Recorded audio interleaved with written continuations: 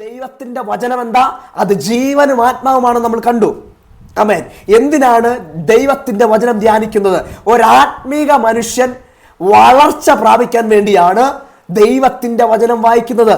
ദൈവത്തിന്റെ വചനം വായിക്കുമ്പോൾ ഒരു വ്യക്തിയുടെ ആത്മാവിൽ വളർച്ചയുണ്ടാകും. ഹല്ലേലൂയ. ഒരു കൊച്ചു കുഞ്ഞ് അവൻ വളർന്ന് പ്രായത്തിൽ തികയുന്നത് പോലെ ദൈവത്തിന്റെ വചനം ധ്യാനിക്കുന്ന ദൈവത്തിന്റെ മക്കൾ ആത്മാവിൽ വളർച്ച പ്രാപിക്കും.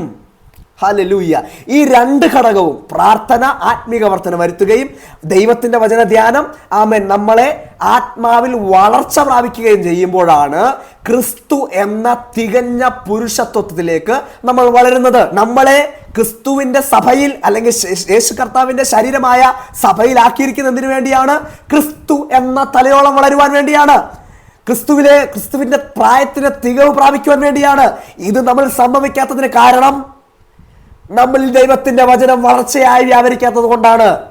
അതുകൊണ്ട് ഇന്ന് പകൽക്കാലം, ഇന്ന് രാത്രികാലം എന്നെ കേൾക്കുന്ന ദൈവത്തിന്റെ മക്കൾ ശാന്തമായി ദൈവസ്ഥാനത്തിൽ തീരുമാനമെടുക്കണം. നമ്മൾ ഇന്ന് മുതൽ ദൈവത്തിന്റെ വചനം വായിക്കുകയല്ല, പകരം ദൈവത്തിന്റെ വചനം ധ്യാനിക്കാൻ പോവുകയാണ്. ദൈവത്തിന്റെ വചനം ജീവന്റെ അപ്പമാണ്. ജീവന്റെ അപ്പം ഭക്ഷിക്കുന്നവർക്ക് ജീവൻ ലഭിക്കും. ഹല്ലേലൂയ. ജീവൻ ലഭിച്ചാലേ, എന്നെ കേൾക്കുന്ന അമ്മമാരോട് ഞാൻ പറയാം, കാലിന്റെ മുട്ടിന്റെ വേദന മാറത്തുള്ളൂ. ദൈവത്തിന്റെ ജീവൻ എൻ്റെ മേൽ വ്യാപരിച്ചാലേ എൻ്റെ നടുവേദന മാറത്തുള്ളൂ. ദൈവത്തിന്റെ ജീവൻ എൻ്റെ മേൽ വ്യാപരിച്ചാലേ എൻ്റെ തലമുറകൾ രക്ഷിക്കപ്പെടത്തുള്ളൂ. ദൈവത്തിന്റെ ജീവൻ വ്യാപരിക്കാതെ ഹൃദയത്തെ കൽപ്പിച്ചു കളഞ്ഞ എല്ലാ ദുഷ്ടന്റെ വ്യാപാരവും ഇന്ന് രാത്രികാലം നമ്മൾ ഒരുമിച്ച് നമ്മുടെ ഹൃദയത്തിൽ നിന്ന് എടുത്തു കളയുവാൻ പരിശുദ്ധാത്മാവ് നമ്മൾ ആഗ്രഹിക്കുകയാണ്.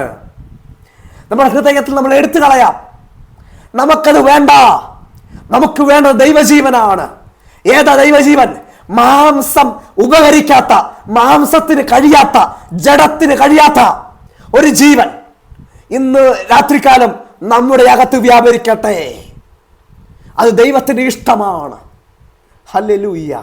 നമുക്ക് എങ്ങനെ സമർപ്പിക്കാം? നമ്മളെ തന്നെ സമർപ്പിക്കാം. എനിക്കറിയാം, ഇതിനകത്ത് അങ്ങനെ സമർപ്പിച്ച് ആദ്യ സ്നേഹത്തിൽ ദൈവശക്തി അനുഭവിച്ച ദൈവത്തിന്റെ മക്കളായിരിക്കുന്നത്. നമ്മുടെ സമർപ്പണത്തെ ഒന്ന് പുതുക്കാം. നമ്മളെ തന്നെ ശുദ്ധീകരിക്കാം. നമ്മളെ തന്നെ ദൈവത്തിന്റെ വചനത്തിൽ നിന്ന് കഴുകാം. നമ്മൾ പലപ്പോഴും നമ്മുടെ ശരീരത്തിലേക്ക് നോക്കി, ഈ ക്ഷയിച്ചു പോകുന്നതിലേക്ക് നോക്കിയില്ലേ? എവിടെയാ നമ്മുടെ ശക്തി ക്ഷയിച്ചു പോയത്? എവിടെയാ എനിക്ക് ബലഹീനത വന്നത്? എവിടെയാ എനിക്ക് കുറവുകൾ വന്നത്? എവിടെയാ എനിക്ക് ലംഘനം വന്നത്? എവിടെയാ എനിക്ക് രോഗം വന്നത്? എവിടെയാ എനിക്ക് മറ്റുള്ളവരെ അക്സെപ്റ്റ് ചെയ്യാൻ കഴിയാത്ത അനുഭവങ്ങൾ വന്നത്? ഇന്ന് പകൽക്കാലം ദൈവത്തിന്റെ വചനത്തിന് മുമ്പിൽ നമ്മളെ തന്നെ താഴ്ത്തുമ്പോ, നമ്മളെ തന്നെ സമർപ്പിക്കുമ്പോ, ദൈവജീവൻ എൻ്റെ ഇന്ന് വരെ അകത്തു വരാൻ പോവുകയാണ്.